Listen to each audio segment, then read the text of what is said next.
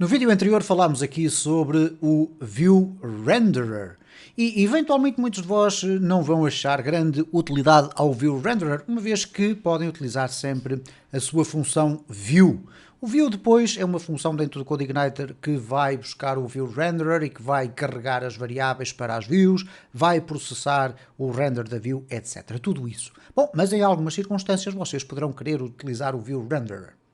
Bom, se de facto relativamente ao View Renderer vocês eventualmente vão optar quase sempre por utilizar o View, no caso do View Parser, que é o assunto que nós vamos começar a falar neste vídeo, eventualmente vocês vão querer usar o View Parser. Bom, o que é afinal de contas o View Parser? Nós estamos aqui na área da documentação do CodeIgniter e ele fala exatamente aqui o que é o View Parser. Bom, eu vou explicar aqui de uma forma muito rápida para vocês perceberem melhor a importância da existência deste View Parser. O que acontece é que em muitas frameworks existe aquilo que nós designamos tecnicamente por um Template Engine. E o CodeIgniter 4 não tem um Template Engine. E quais são os Template Engines mais conhecidos? O mais conhecido, obviamente, é o Blade, que vem incorporado dentro do Laravel, mas existe o Twig, existe uma série de outros templates, e basicamente um template é um motor que funciona dentro da framework e que permite incluir código de PHP, variáveis, valores, criar ciclos, criar condições dentro da nossa view de uma forma diferente. Isto é, não sermos obrigados a ter que escrever código de PHP para podermos apresentar conteúdo dinâmico. Bom, esse é o grande propósito do View Parser. Embora não o possamos considerar como uma solução de um template engine, ele de facto funciona como tal. Isto é, as nossas views passam a ter uma apresentação diferente do normal, deixam de ter lógica de PHP dentro da sua estrutura para passarem a ter uma lógica que vai passar a ser representada desta forma, por exemplo, com uma chaveta, um determinado nome e depois o fecho de uma chaveta. E o que é que vai acontecer depois na prática? Se nós fizermos o render da nossa view através do View Parser, nós vamos poder passar estes valores dentro de um data, isto é, dentro de dados, e depois o View Parser vai substituir cada uma destas entradas pelo valor passado. Bom, vamos aqui a um exemplo prático, ou pelo menos vamos tentar fazê-lo, e depois durante ainda um ou dois ou três vídeos, o que for necessário, nós iremos falar sobre todos estes aspectos. Reparem que com o View Parser nós podemos apresentar coisas tão simples como um valor, como é o caso de um title, mas depois podemos fazer loops, podemos fazer substituições aninhadas, podemos colocar comentários no nosso código, podemos fazer uma série de coisas, inclusive lógicas condicionais, utilização de filtros, etc. Muitas outras coisas. Não iremos falar delas todas aqui, não faz muito sentido. Vocês depois, através da consulta da documentação sobre o View Parser, poderão aprofundar mais os vossos conhecimentos sobre isso,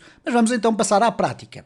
Bom, o que nós vamos necessitar aqui fazer é o seguinte: eu tenho aqui então um controlador já criado, não tenho ainda nenhuma view, mas eu não vou fazer aqui um echo view e colocar aqui página, não faz qualquer sentido. Mas vou criar aqui uma view chamada página, vamos colocar aqui página.php,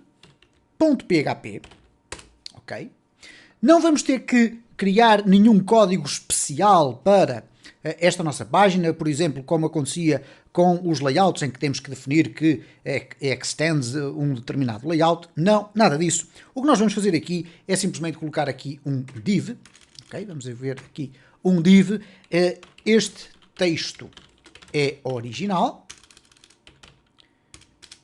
e vamos criar aqui um outro div, mas desta vez vamos colocar aqui frase, ok? Bom, como podem observar, nós não temos aqui código de PHP, nem sequer se trata de uma variável de PHP. Então o que nós vamos fazer aqui é o seguinte: de acordo com as instruções que aqui estão, nós podemos fazer a instanciação de um parser de duas formas. Ou através deste serviço que aqui está, no config services ;parser, ou através de uma instanciação direta. De uma das formas ou de outra, vai funcionar exatamente da mesma forma.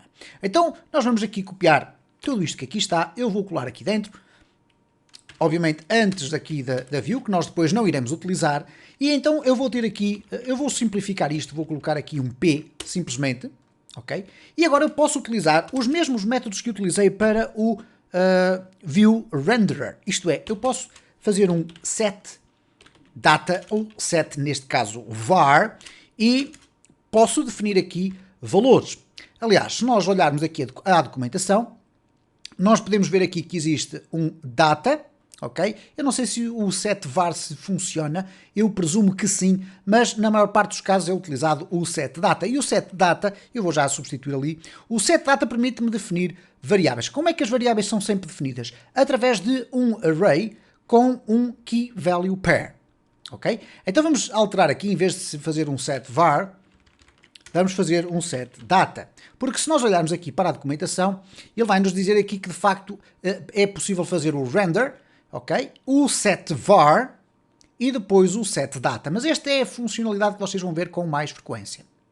Bom, o que vai acontecer agora aqui é o seguinte. O que é que nós vamos definir aqui no set data? Bom, nós vamos aqui definir um array, ok?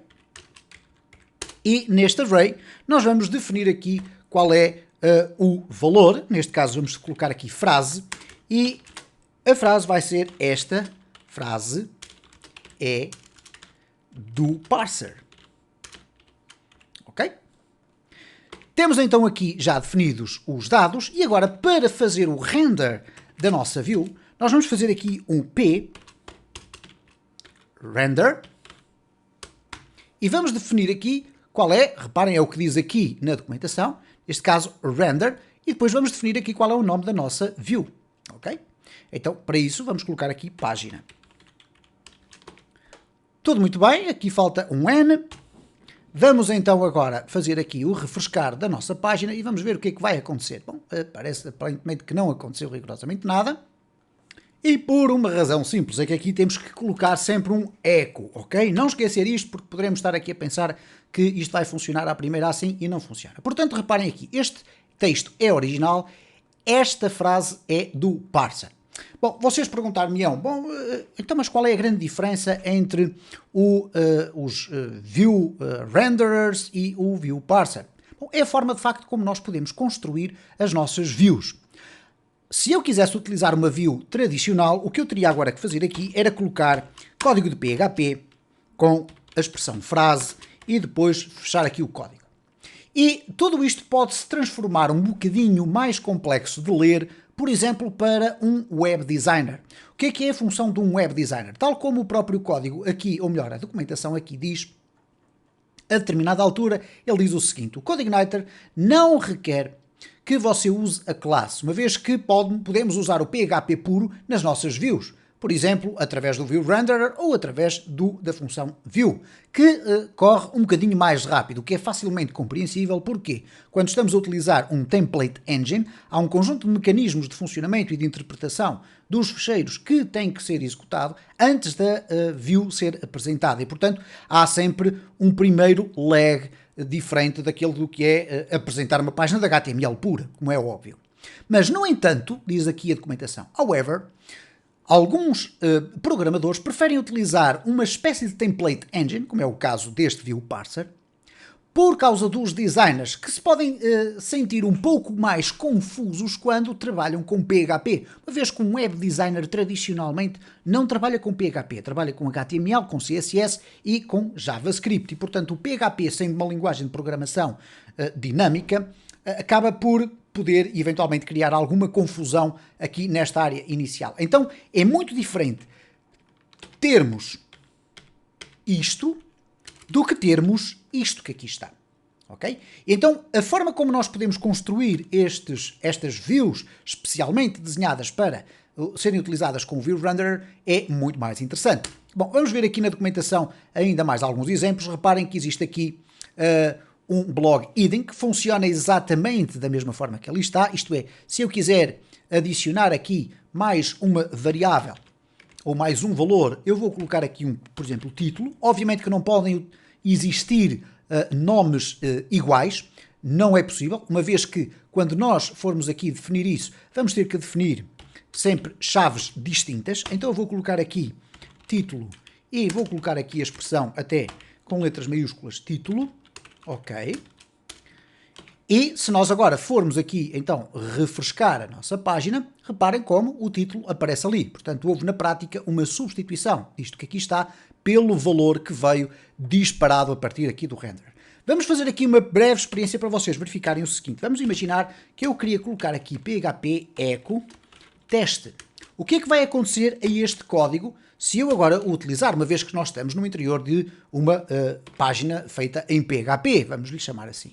Bom, eu aqui, se for agora executar, reparem o que é que vai acontecer. Uma vez que esta página está a ser renderizada pelo view parser, o código de PHP não é interpretado.